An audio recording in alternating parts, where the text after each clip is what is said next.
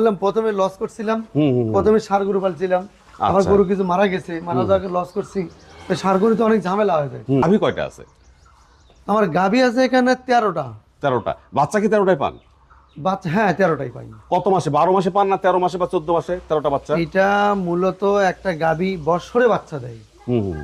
হ্যাঁ, আপনি বলছেন যে অনেক লস করে। হুম। লস করে, আসলে এটা লস করে অনেকগুলো কারণ আছে। খাদ্যের মধ্যে কিছু আছে। যদি আপনাকে একে পুষ্টির খাদ্য দিতে পারেন, এই আপনার 3 মাস 12 মাসের মধ্যে বাচ্চা পাবেন। আচ্ছা, আমরা ওই যে এই পাশে একটা গাভী দেখছি, যে এই গাভীটা বয়স কত? এটা একটু বয়স্ক মনে হচ্ছে। এটা 8 দাঁত হয়ে গেছে, এটা আমি ছাড়া দেবো এবার। আচ্ছা, এটা বয়স হয়ে গেছে, এটা আমি ছাড়া দেবো। এটা দুধ কতটুকু দেয়? এটা দুধ 15-16 আছে। এ পর্যন্ত কয়টা বাচ্চা 15-16 দিয়েছে? আমি এ পর্যন্ত 2টা বাচ্চা পেয়েছি। আচ্ছা, তো 2টা বাচ্চা মাত্র এই হ্যাঁ, এই 2টা বাচ্চার কারণ আছে।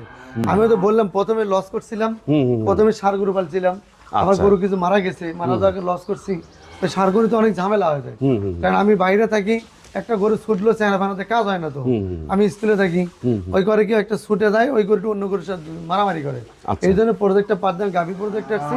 এই গাভীগুলো কিনছিলাম আমি বাচ্চা ছাড়া। একজন গাভী চেঞ্জ করছে, করার পরে বাচ্চা ছাড়া নিয়েছে, যখন এসছি তখন তো আমি দহন করছি। আচ্ছা, দহন করার পরে হয়তো দেখা যাচ্ছে এটা আমি 5 দিন পরে হিট আসছে কেনার পরে বীজ দিয়েছি, দেওয়ার পর 2টা বাচ্চা পাইছি আমি। ও আচ্ছা, কেনা গরু আপনার? জি, আমার এগুলো কেনা গরু।